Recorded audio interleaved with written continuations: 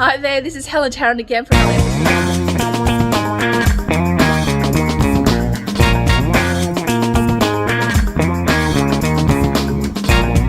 with our whole team. Wow, it's massive.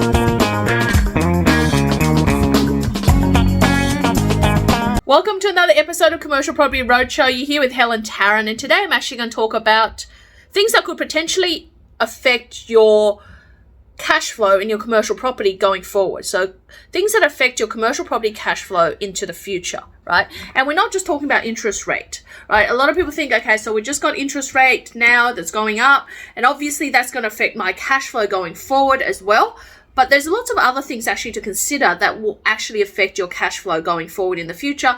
And you need to just put buffers in place for these things if they were to happen. Right, so one of the things to really consider is capital works that would affect your cash flow in the future. So having the commercial property, it's always good to put a cash flow buffer in place, because you might see that, that 3-5 years, you might not have any capital works on the property, but going forward in the year 4, year 5, it's going to start having some cash flow impact, right? So if you go and have to replace the roof, the gutters, or replace an air conditioning unit, they're going to cost anything from $5,000 to potentially $50,000 on a property. And that can take out your cash flow, right?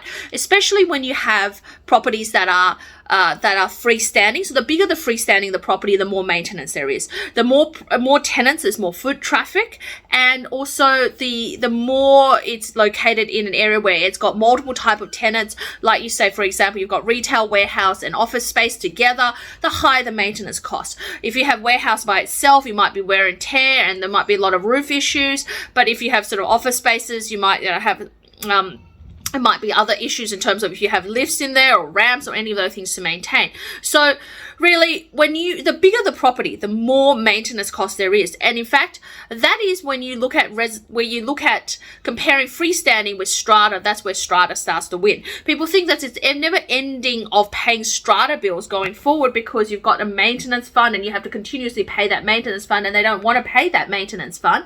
But what you find is that paying a set amount of maintenance or sinking fund is actually a better off for you if you can't afford big capital costs like a roof or a gutters or any of the things that need to be refurbished on a property. Then you might actually find that having a sinking fund where you're paying $10,000, $20,000, $30,000 a year is going to be much better and more worth it than if you were all of a sudden being hit with $60,000 to take the roof off, right? And to replace the roof. And that is where a strata will win out compared to a freestanding. So these are the things that affect your cash flow. So for example, if you have to help the tenant in terms of, say that the glass front, you're retail and the glass front has to be replaced, or the doorway needs to be done, or let's say that awnings, a lot of time awnings when you have a strip shops may need to be done, footpath, any of those steps that are just part of what you need to maintain has to be done. That can be easily $20,000 or $30,000. If that impacts on your cash flow, so you've got to put a buffer in place. You've got to think ahead. And also, commercial properties, if you have a freestanding property, unlike, again, a strata property where it's going to give you, they have a long-term projection of 10 or 20 years where they want to refurbish maybe the outside of the property, they want to maintain the inside, they maintain the lifts and everything else. When you buy a freestanding, that's all up to you. A lot of people chase for the freestanding, but they don't realize that if they don't update the facade on a property, they don't go and maintain the outlook of the property, that property is going to fall into disrepair, and tenants are not going to pay the same amount of rent for that property as they would in a strata property when they're really well maintained. So then, you're getting less and less rent, and you bring the freestanding property to a point where really tenants are going to start vacating unless you do major capital works. And that's typically when vendors tend to sell, and they sell it at a much lower value than they would get it for. Whereas with strata, it has the ability to maintain, if it's managed properly, maintain that value and also go up in value over time, because as well maintained, the more well maintained it is, the better the property looks from the outside, refurbished, and it runs up to scratch, the higher your rent is going to be maintained, and that it's easier for you to swap out a tenant, and it retains the value into the future. And that's the benefit of sort of foreseeing capital costs in the future that can eat into your cash flow versus, freestanding, or a strata versus freestanding. Now, the other thing to think about is adverse things that could happen to the property, as in act of God things that can happen. Things like, if there was a storm or hail or flooding, then there's a natural abatement in the clause of your tenant's lease that if they can't use the premise, then they don't need to pay rent.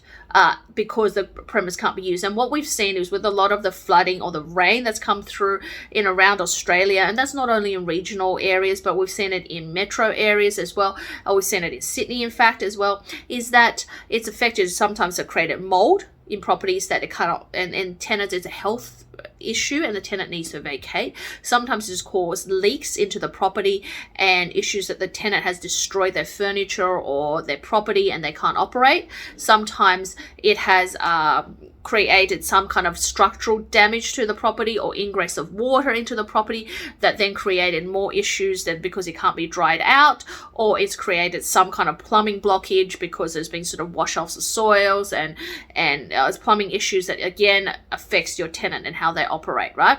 So things can happen easily to skylights, to windows, to toilets and outhouses that happen. That's all part of the property. And you might find, especially al fresco dining areas, outdoor areas, these things affect the property. And they tend to flow onto the effect of causing cash flow impact or downward cash flow for you, because you have to now come up with capital costs to fix it. If it was a strata, they'll have something in the sinking fund, they'll have some emergency funds, and of course you only pay a percentage of it if everyone has to chip in for it. So that's the benefit of strata versus freestanding as well. Moving forward, what really then impacts on your cash flow, apart from interest rate rises, which everyone knows, is incidentals, right? And we always say cost is the enemy, and especially when it comes to commercial property, cost is the enemy. When you take over a multi-tenanted property, regardless of whether it is a strata property or a freestanding property, one of the things to look at is how to minimize that cost. So, for example, when we take over and when we look at, this is also part of effective asset management, is say common area. All right, common area electricity is one of the biggest things that chew up costs, and with electricity costs going up to 30%, that could impact on your cash flow. So what can we do to minimize that? Can we minimize that by putting sensor lights in? Yes, it's a one-off cost. That's going to cost you some money, but it's going to save you electricity in the long run. Can we put LED lights, efficiency light bulbs in lights in there? What can we create that's easy, that the tenant can still get that security, but without causing issues for you in the long run? Then, for example, we had an issue where my tenant used on the ground level of a property in Ipswich, used to get flooded, and I've replaced the carpet twice already. So this time I've just put floor tiles in there. So that's not going to happen again. Right? So these are the things that you've got to think about in the future that affects your cash flow, right? So when we take over a property, we've got to look at, what are some of the things that are likely to cause issues, and we'll replace them with more efficient uses. So there might be a first capital cost, but then the future is better as well. So your common area cleaning, garden maintenance, those areas, obviously with strata, they should constantly be looking at reducing them. But if you have a freestanding property, these are the things that eat into your costs. When I took over my property in Ipswich, there were doing about $700 a month on cleaning, and we only had one toilet, 5-6 tenants, and so that seems really ridiculous, even though there was sort of maintenance of the property itself and the gardening. We got that down to about $550. And so that, it's not a lot, but if you look at $700 times 12, $550 by 12, you're saving a couple of grand, but that goes straight into your pocket as well. Now, going further from there, what can we do to incentivize getting the tenant to take care of their own, or chip in to take care of their own as well? So with a tenant like this, we might be able to get them to do some maintenance, just take care of the front area, obviously change the lighting. But in terms of, can we go out and get better contractors? Can we, rather than doing the gardening every week, can we do it every fortnight or every 10 days, or to reduce that cost as well? Going on from there, you've got to look at things like if there was any common area in terms of water usage, any common areas in terms of parking maintenance, those things. All those common area stuff is stuff you try to reduce as well, because they impact on cash flow. And then finally, one of the things you do not cheap out on is property management, right? Just because something is free or 3% or compared to 4% or 3% compared to 5%, and it's a gross lease, and say you're paying for the property management, you choose the best property manager out there. And if they charge 5% or 6%, pay for it. because you're going to get that back in droves. Because if they can save you in outgoings and costs, that will save you in cash flow, more cash flow in the pocket. It also, if they can negotiate better with a tenant, it will increase the value of your property, and it all comes out to be worth it in the end. So do not chip out on property management. That's the one thing, because if they can manage your property better, in fact, they can asset manage your property better for a cheaper price than an asset manager would, then you are in a good stead, and use them instead, because they will reduce the cost of your property. Anyway, coming back to more costs, right? Make sure you put a buffer in place. And the other thing is about looking at how, of course, this is about looking long-term into your tenants. So I always monitor what your tenants are going to need. If your tenants are starting to pay rent that's not on time, your tenants are having some issues, you've got to flag that earlier, right? Get into it earlier. You can then negotiate, you put a buffer in place, you can then do basically a rent payment, or any of the things that they might have an issue with that's causing them issues to pay. So for example, one of our tenants, there was a sliding door that just continuously didn't get fixed.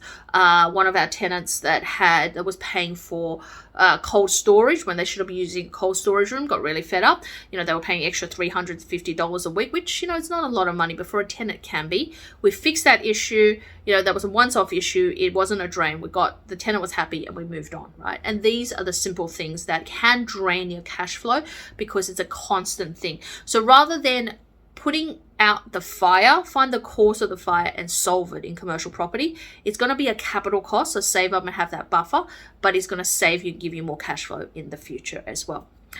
Another thing to look out for is during the time where, you obviously have that change of tenancy where you might swap out a tenant. That is going to cost you the most, right? You're going to have that loss of tenants going out. You're going to have that leasing fee. You're going to have rent-free period, rent incentives. That can cost you 6 months in a blink of an eye, right? But keeping your current tenant saves you that 6 months. But maybe potentially you could give your tenant a 1 or 2 or 3 months rent free to incentivize them to take up the option or renegotiate and be more equitable to actually save you the cost. So it becomes a win-win.